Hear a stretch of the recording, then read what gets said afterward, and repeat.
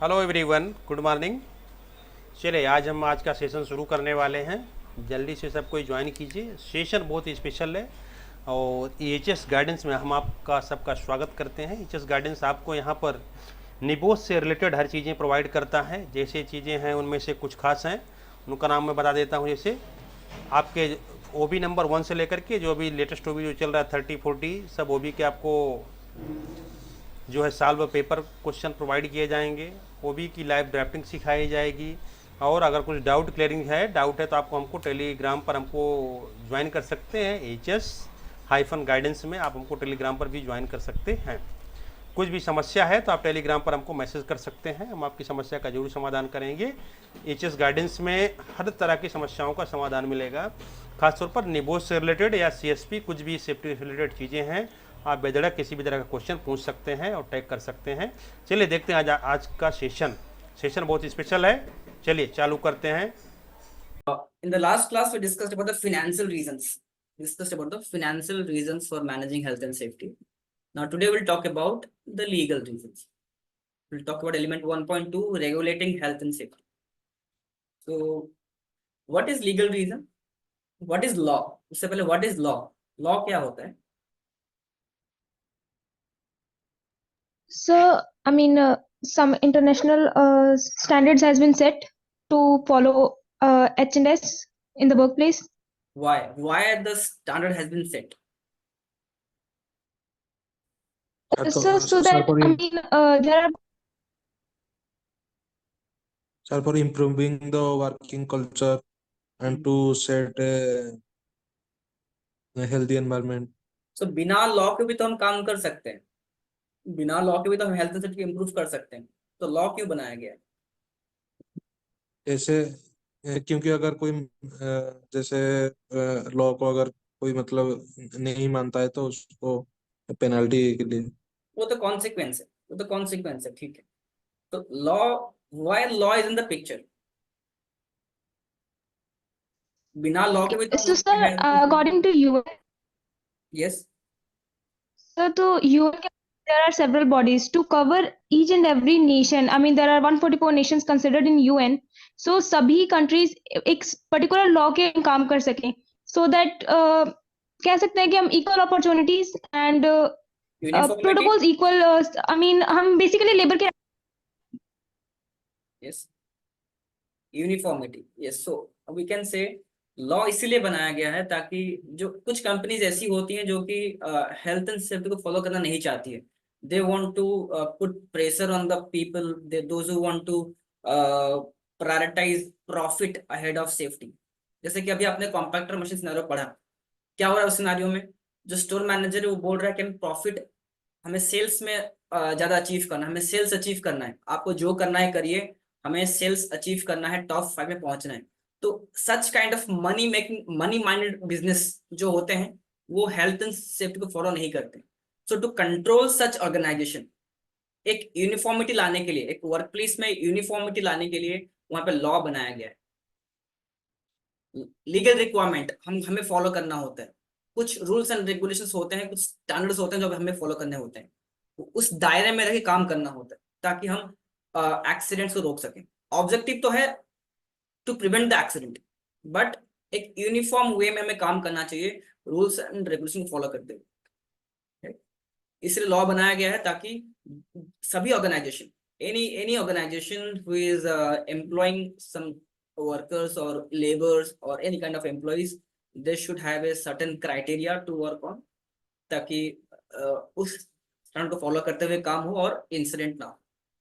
जैसे कि आपका फैक्ट्री एक्ट, अभी जो फैक्ट्री एक्ट है वो सभी कंपनीज को इक्वली यूनिफॉर्मली फॉलो करना है, सभी के लिए सेम है, सभी के लिए इक्वल है वो, and everybody has to follow it. Because वहां पे सभी कंपनीज को एक एक तरीके से काम करने बोला गया है। अदरवाइज व्हाट विल हैपन, कोई भी अपने मन मर्जी से काम करेगा, everybody, no one will follow the health and safety appropriately. अगर मान लेते हैं अगर आपका ट्रैफिक रूल्स नहीं होगा तो majority of the people will not where helmet, right? कोई नहीं पहनेगा हेलमेट, करेक्ट? नहीं पहनेगा ना हेलमेट्स, राइट? लॉ इसलिए बनाया गया है कि आप एक दायरे में रह के काम करें और अगर उसको आप फुलफिल नहीं करते हैं तो आपके अगेंस्ट में कुछ ना कुछ एक्शंस लिया जा सकता है। सो उस डर से या फिर लीगल रिक्वायरमेंट को फुलफिल करने के लिए वहां पे मैनेजमेंट या फिर ऑर्गेनाइजेशन वहां पे हेल्थ एंड सेफ्टी को फॉलो करती है। So, law is in the picture because there are so many money-minded businesses or organization, those who want to make profits and those who want to bypass health and safety. So, to maintain an uniformity and a standard within the organizations, the law is in the picture. So, in इस topic पे हम क्या discuss करने वाले हैं कि who is one हम जो लेबर इंस्पेक्टर होते हैं, who are the labour inspector, who are the enforcement authorities, who are the external authorities, वो कौन होते हैं, उनका रोल्स क्या होता है, एंड अगर हम हेल्थ एंड सेफ्टी के कॉम्प्लायंस को मीट नहीं करते हैं, रेगुलेशन को मीट नहीं करते हैं, तो क्या क्या कॉन्सिक्वेंसेस आ सकते हैं। एंड इसमें हम और भी बात करने वाले हैं about the ILO। Will talk about ILO के जो कन्वेंशंस, रिकमेंडेशंस, ILO में जो लिखा गया है कि what are the employers responsibilities, workers responsibilities, और कुछ अलग स्टैंडर्ड्स भी हैं जो कि हम फॉलो बात करने वाले हैं इसके बारे में। So first of all, who is an enforcement authority. जो लेबर इंस्पेक्टर आप बोलते हैं वो कौन होते हैं? So these are basically appointed by government. They are government officials. I mean, they used to check H&S. I mean, the companies are following or not the H&S protocols. Okay. So in India, there are several authorities. Any examples? So actually, in India, I mean, the protocols which are set by ILO for the workers, there are many protocols which Indian government doesn't follow. I mean, they haven't signed the pact to, I mean, completely agreeing on that. And if we talk about the specific bodies, okay. Okay, so in India, who develops those regulations? आप जो factory act follow करते हैं, ये कहाँ से develop हुआ है? किसने डेवलप किया है? Anyone? International labour organisation. Okay. हाँ, बताएं अजय सर, हनीश सर बताएं। National safety council of India sir. National safety council of India. Okay, तो उन्होंने कुछ लॉज बनाए हैं जो कि हर एक इंडस्ट्री को फॉलो करना होता है।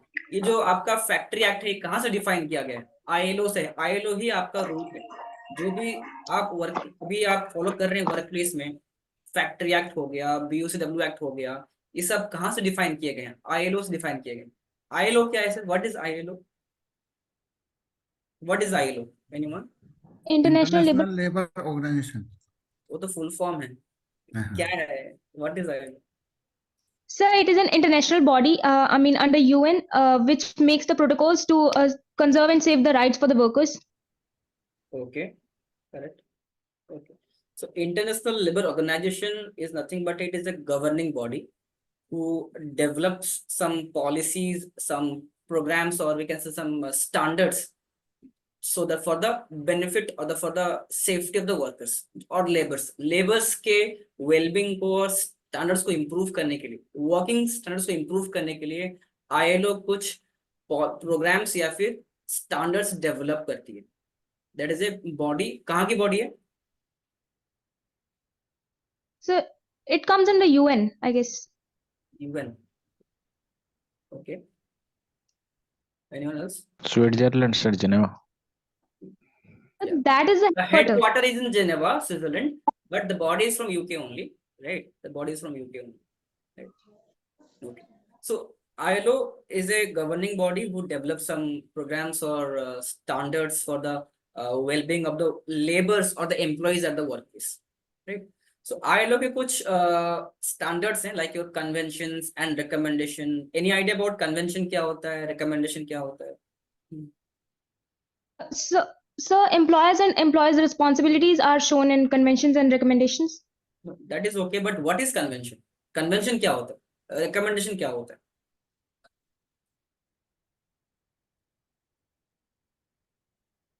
एक्ट और रूल में क्या डिफरेंसेस है?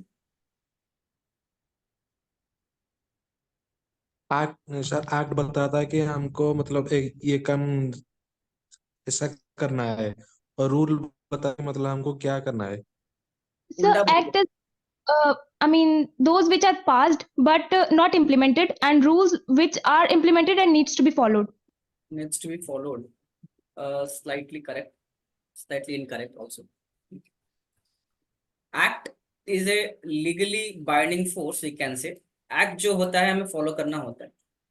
That is developed uniformly for each and every organization, right?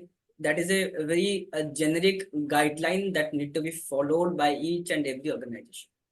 Rules जो होता है वो आपका साइट स्पेसिफिक रूल्स बन सकता है या फिर आपका इंडस्ट्री स्पेसिफिक रूल्स बन सकता है.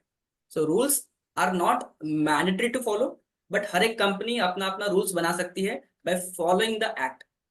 एक्ट को फॉलो करते हुए कंपनीज अपना खुद का रूल्स या फिर स्टैंडर्ड्स डेवलप कर सकती है. एक्ट जो होता है वो सबके लिए यूनिफॉर्म होता है, सेम होता है. सिमिलरली जो कन्वेंशन होता है वो आपका जेनरिक गाइडेंस होता है. लाइक ILO के बहुत सारे मेंबर्स हैं. India is also one of your member of ILO. तो different members of ILO, they sit together, they conduct one meeting, and they discuss on the general guidelines that need to be followed at a workplace. That is called a convention. And एक workplace में क्या specific हमें implement करना है, that is called recommend. How to implement the convention. For example देते हैं sir आपको. जैसे कि एक ILO का कन्वेंशन है C167, ठीक है. There are several conventions, there are several recommendations, बहुत सारे कन्वेंशंस हैं, रिकमेंडेशंस हैं. ILO C167 में लिखा गया है एक जगह कि if any worker is working above prescribed height limit, then necessary precautions should be taken. Article number 19 या फिर 16 ऐसा कुछ लिखा गया है उसमें. if any worker working above prescribed height limit, then necessary preventive measures should be taken. वहां पे स्पेसिफिकली नहीं बताया गया कि कितना हाइट या फिर क्या प्रिवेंटिव मेजर्स, वहां पे स्पेसिफिकली नहीं बताया गया. If you talk about recommendation, for example R053 recommendation, safety building recommendation 053, उसमें बताया गया है कि if any worker is working above 2 meters height, then necessary precautions like top rail, mid rail, guard rail, lifeline, harness should be provided.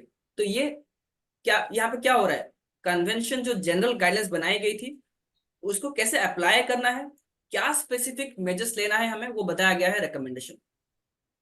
Convention is nothing but your general guidelines that need to be uniformly followed by each and every organization. But recommendations can vary from organization to organization. Recommendation can vary from industry category and the workplace. But how to apply the convention? एक convention कैसे apply करना है वो recommendation में बताया गया है. So, ये जो conventions हैं और recommendations हैं, इसमें बहुत सारे articles हैं, बहुत सारे recommendations हैं. ILO ने डिफाइन किया है कि एक एम्प्लॉयर को क्या करना चाहिए, एक एम्प्लॉयर का रिस्पॉन्सिबिलिटीज क्या क्या है ILO में लिखा गया है.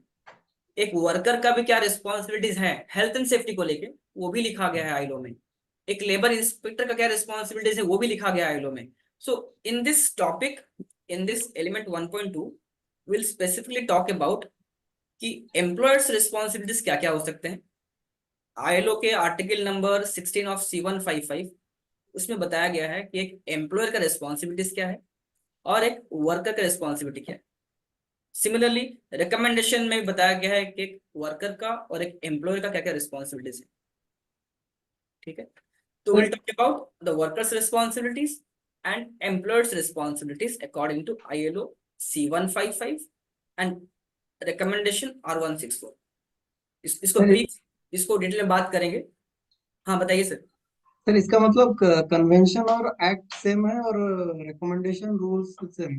करेक्ट, सिमिलर है. Correct. Convention is nothing but it is a, ये लीगली बाइंडिंग, आपको ये फॉलो करना ही करना है, आप इसको अवॉइड नहीं कर सकते. अगर आप इसको अवॉइड करेंगे देन आपके अगेंस्ट में लीगल एक्शन लिया जा सकता है. तो सर एक्ट कहाँ पे यूज होता है और कन्वेंशन कहाँ पे यूज होता है? Act, C convention is of ILO only. ILO में ये टर्म्स यूज किए गए हैं, convention, recommendation. We are following the act, rules जो हम फॉलो करते हैं, जैसे कि आपका फैक्ट्री एक्ट है। फैक्ट्री एक्ट है वो सभी कंपनीज के लिए सेम है, लेकिन जो स्टेट वाइज रूल्स होते हैं, फैक्ट्री रूल्स होते हैं ना स्टेट वाइज, जी जी राइट, सर। वो स्टेट वाइज क्यों चेंज होते हैं? क्योंकि हर एक स्टेट का रूल्स अलग होता है, कोड ऑफ प्रैक्टिसेस अलग होते हैं, राइट। तो वहां पे आ जाता है rules, but they are following the act only. इस एक्ट के हिसाब से ही वो अपना रूल्स बना रहे हैं। Factory act is common for each and every one, but जो स्टेट वाइज जो रूल्स बनते हैं वो इस एक्ट के हिसाब से बनते हैं। वहां पे एक और चीज है, कोड ऑफ प्रैक्टिसेस भी होते हैं। इंडस्ट्री वाइज ये चेंज होता है। कंस्ट्रक्शन का डिफरेंट कोड ऑफ प्रैक्टिसेस होते हैं, ऑयल एंड गैस का अलग होता है code of practice, right. Mining का अलग होता है, स्टील, आयरन स्टील का अलग होता है, राइट। फॉर फार्मा का अलग होता है कोड ऑफ प्रैक्टिसेस। तो वही है। तो एक्ट और convention are similar, and we can say the rules are similar to recommendation. Convention is nothing but your general guidelines that is mandatory to follow. That we should follow the convention. Recommend is nothing but how to apply the convention. Convention को कैसे apply करना है, क्या क्या arrangements करना है, that is specifically mentioned in the recommendation, right? आगे cover करेंगे उसको डिटेल में sir. Fine. So first is the roles और functions of labour inspector. So who is a labour inspector? Labour inspector और who is your enforcement authority. Why they are called your enforcement authority? Why we call them that? Because they used to see the laws are being enforced or not in the particular work site. Okay. Other than that, what are the rule? What are the roles and functions of authorities? So they are an investigating body. So they must do the investigation process, and if they find the violation over there, so they must take the necessary steps and actions to curb that. Okay. Okay. So enforcement authorities are the bodies, जैसे कि आपका अगर बात करें environment field का, आपको जो CPCB है, जो central pollution control board, state pollution control board, वो भी आपका अथॉरिटी ही है। आपका आप police department, that is also your authorities, right. अगर हम बात करें इंश्योरेंस कंपनी, वो भी आपका एनफोर्समेंट अथॉरिटी हो सकती है, because they have the rights to inspect at your work place and they can also take some action, right. So जो लेबर इंस्पेक्टर होते हैं उनका रोल्स और फंक्शन क्या होता है? जैसे कि आपका boiler inspector, labour inspector, those are your enforcement authorities only. वो उनका रोल क्या होता है जनरली कि वर्क प्लेस में कुछ रूल्स और रेगुलेशंस को एनफोर्स करवाना। उनका मेन ऑब्जेक्टिव होता है कि कैसे हम इंसिडेंट को रोक सकते हैं। Their main objective is to minimise the accident rate और incident rate in any kind of industry. उनका बस यही फंक्शन है कि फाइन लगा दो, पेनाल्टी लगा दो, that is not the only function, वो बाद में आएगा। लेबर इंस्पेक्टर का फंक्शन होता है, their objective is to identify कि किस इंडस्ट्री में इंसिडेंट्स ज्यादा हो रहे हैं, रिस्क कहाँ से अराइज हो रहा है, उसको इंस्पेक्शन करना, रिस्क कहाँ से अराइज हो रहा है आइडेंटिफाई करना, और उस ऑर्गेनाइजेशन को एडवाइस करना कि कैसे हम इम्प्रूव कर सकते हैं। रूल्स को एनफोर्स करवाना। अगर किसी कंपनी में कोई रूल्स फॉलो नहीं कर रहा है या फिर they are not following in standards, तो अथॉरिटीज वहां पे स्टैंडर्ड्स एनफोर्स करवाती है, रूल्स एनफोर्स करवा, आपको ये फॉलो करना है, you need to follow the standards. अगर नहीं करेंगे तो हम वहां पे आपके अगेंस्ट में एक्शन ले सकते हैं। They issue some improvement notices, they issue some prohibition notices also. आपको मौका देते हैं इम्प्रूवमेंट करने के लिए, राइट। वो आपको एडवाइस करते हैं इम्प्रूवमेंट के लिए। तो their function is overly to minimize the accident rate or injury rate or death rate। जो भी इंसिडेंट्स हो रहे हैं उसको मिनिमाइज करना, वर्क प्लेस में एक सही स्टैंडर्ड को एनफोर्स करवाना, वो उनका मेजर फंक्शन होता है। Ajay sir, clear? Yes sir. Yes sir, clear. हाँ, अगर किसी को डिफिकल्टी हो रही है तो बीच में आप हैंड रेज कर सकते हैं, you can ask your questions, do not stay reluctant please.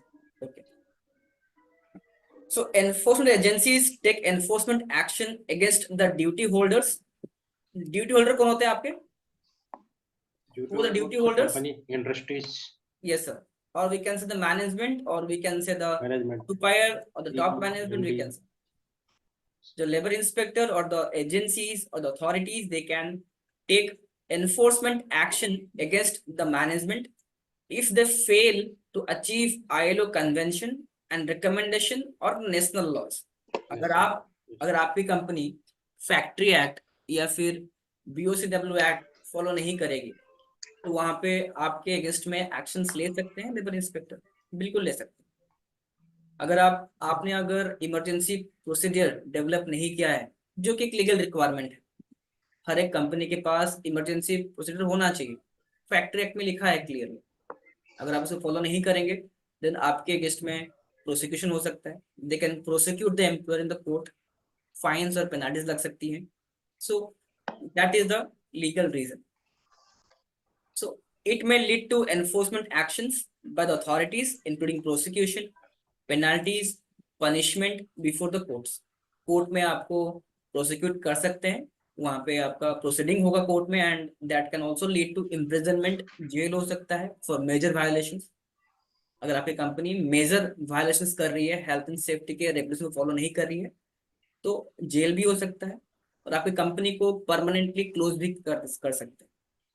Like happened in your Union Carbide India Limited, Bhopal gas tragedy, याद है सर? पता है Bhopal gas tragedy? So what happened? So that company got permanently closed because of this company, many of the people died because of their system failure, their valve failure or management failure. So many people died in that scenario, and because of which the company got permanently closed. Similarly, आप अगर बात करें LG Polymer, Visakhapatnam, LG Polymer, during COVID only, वहां पे आपका स्टीरिन gas release हुआ था, right, and 11 people died, जिसमें कि बच्चे भी थे। तो वहां पे क्या हुआ, लेबर इंस्पेक्टर ने वहां पे इंस्पेक्शन किया, इन्वेस्टिगेशन किया, वहां पे पता चला कि वहां पे वाल्व वहां पे प्रॉपर मेंटेनेंस नहीं किया गया था, because of which styrene gas release हुआ था। तो इनको वहां पे पेनल्टीज लगाई गई 50 करोड़ पर पर्सन, जितने डेथ हुई थी सभी के फैमिली को 50 करोड़ का वहां पेनल्टीज भरना पड़ा, कंपेंसेशन देना पड़ा। So this kind of actions the labour inspector can take if any organisation is not fulfilling the legal requirement. अब जैसे आपका एक स्टील कंपनी है JSW, and also some other companies are there.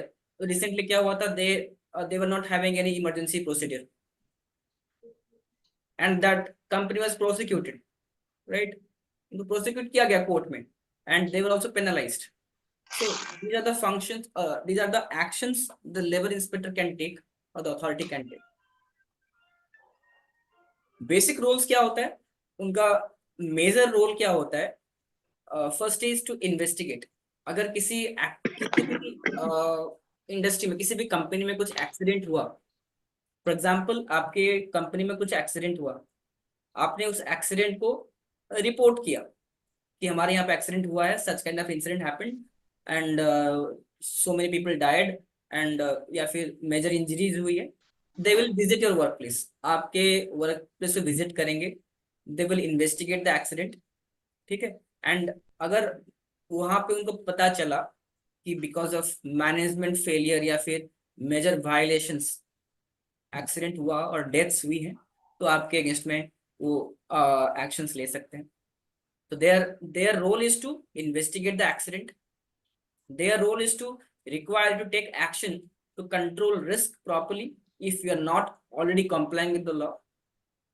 वो आपके वर्क प्लेस से visit करेंगे, accident को इन्वेस्टिगेट करेंगे।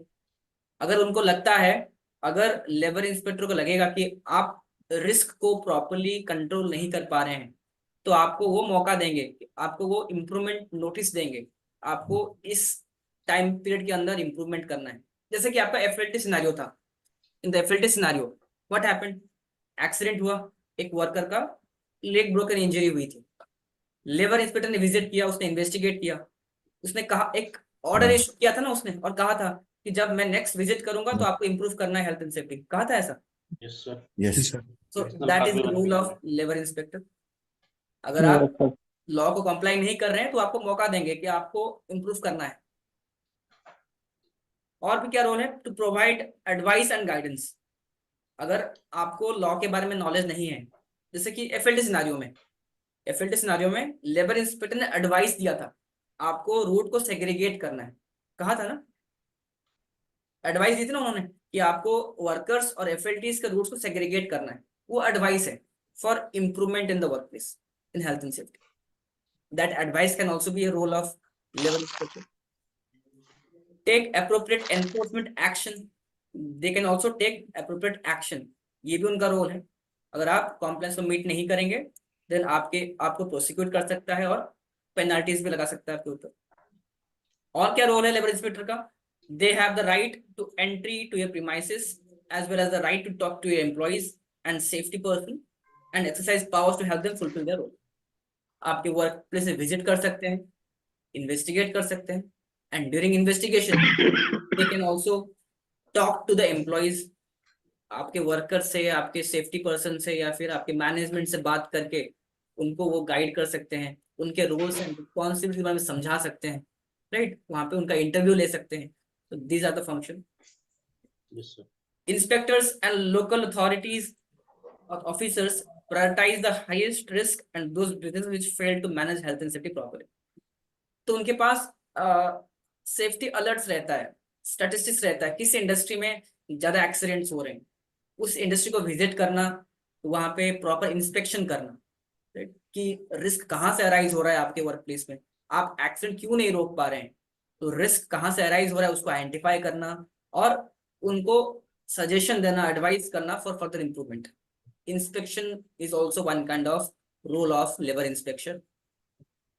Then HSE operates a fee for intervention cost recovery scheme. If you are breaking health and safety laws, HSE may recover its cost from you by charging a fee for the time and effort it spends on you, on helping you to put the matter right, such as investigating and taking enforcement action. इसका मतलब क्या है, अगर labour inspector आपके work place में visit करता है और वो कुछ एक्सीडेंट हुआ आपके वर्क प्लेस पे, any kind of accident happened, and the labor inspector visited the workplace, right? And उनको पता चला कि आप लॉ को फॉलो नहीं कर रहे हैं, मेजर वायलेशंस हैं, और इस एक्सीडेंट को इन्वेस्टिगेट करने में उनका टाइम जा रहा है, they are investing their time for investigation, अपना टाइम जाया कर रहे हैं वो, और आपको एडवाइस भी कर रहे हैं, फर्दर इंप्रूवमेंट के लिए आपको वो एडवाइस भी कर रहे हैं। किसके लिए कर रहे हैं, आपके बेनिफिट के लिए कर रहे हैं, आपके हेल्थ एंड सेफ्टी को इंप्रूव करने के लिए वो कर रहे हैं।